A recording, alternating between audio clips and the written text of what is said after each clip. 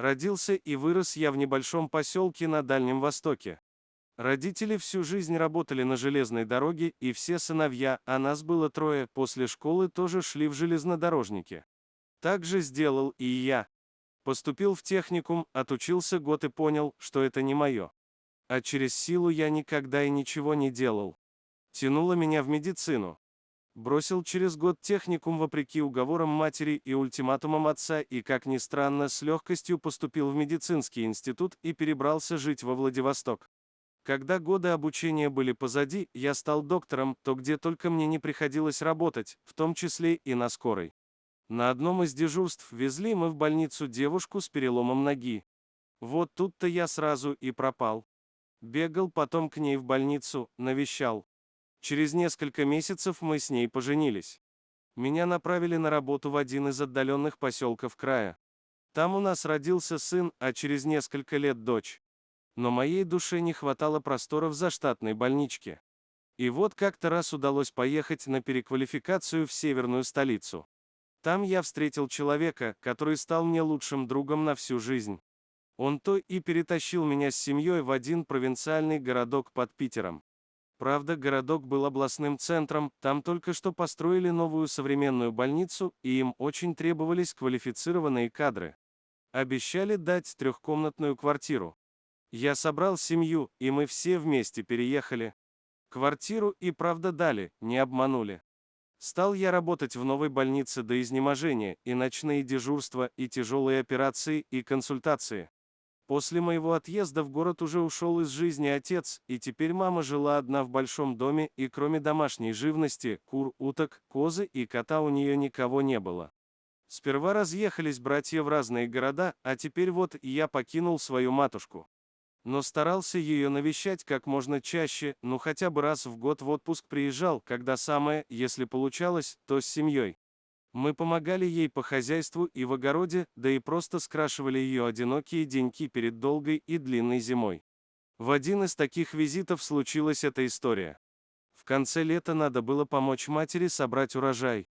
В этот день все время с утра и до обеда я провел на огороде.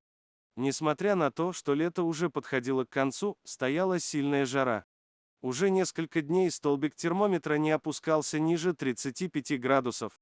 Днем на огороде находиться было невозможно, и я решил сходить на озеро искупаться. До озера идти минут 15-20, сначала полем, а потом через небольшой лесок. Взяв с собой воду и полотенце, я отправился в путь. Всю дорогу я шел и изнывал от жары, мечтая поскорее окунуться в прохладную воду лесного озера. Лесок уже почти закончился, и я понял, что мне срочно нужно свернуть с дороги в ближайшие кусты. Приспичило. Застегнув молнию на джинсах, я повернул в сторону тропинки. Вдруг мое ухо уловило какие-то странные звуки. Кто-то тихонько выл в отдалении за стволом упавшего дерева. Я поспешил посмотреть, кому это там так тоскливо. Заглянул украдкой за ствол. Я встретился глазами с маленьким певуном. Волчонок выводил свою песенку тихо и заунывно. У меня сжалось сердце от жалости. Он был таким маленьким и одиноким в этом большом для него лесу, и ему было страшно. Видимо, он звал свою маму, но мамы нигде не было. Скорее всего, он здесь был давно и поэтому дрожал от страха. Я взял малыша на руки и стал гладить. Он потихоньку перестал трястись, прижался ко мне всем своим маленьким тельцем и, почувствовав человеческое тепло, заснул прямо у меня на руках. А я и не знал, что с ним делать теперь. Но я точно понимал, что обратно я его уже не верну, не выпущу из рук, не брошу одного в лесу. Ни о каком озере я уже не думал и поспешил домой бережно, неся своего найденыша в теплых руках.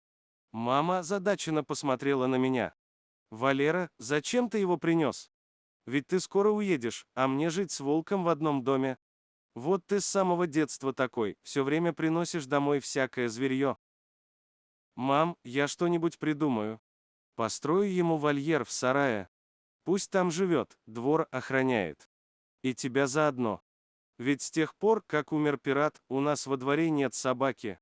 А уже 3 года прошло, вот я ему замену принес». «Ладно, оставляй, не обратно же его в лес нести», — сказала мама и обреченно вздохнула. «Так этот маленький пивун остался у нас в доме. Назвали его Лель за то, что пел красиво, а через несколько дней я уехал домой. Отпуск закончился. С тех пор прошел год, и следующим летом мне не удалось вырваться к маме, но я смог отправить к ней на все лето свою семью. Но в то лето дождь не прекращался вот уже месяц, затопило все вокруг, даже в городе залило и дороги, и центр. Что же было говорить о поселках?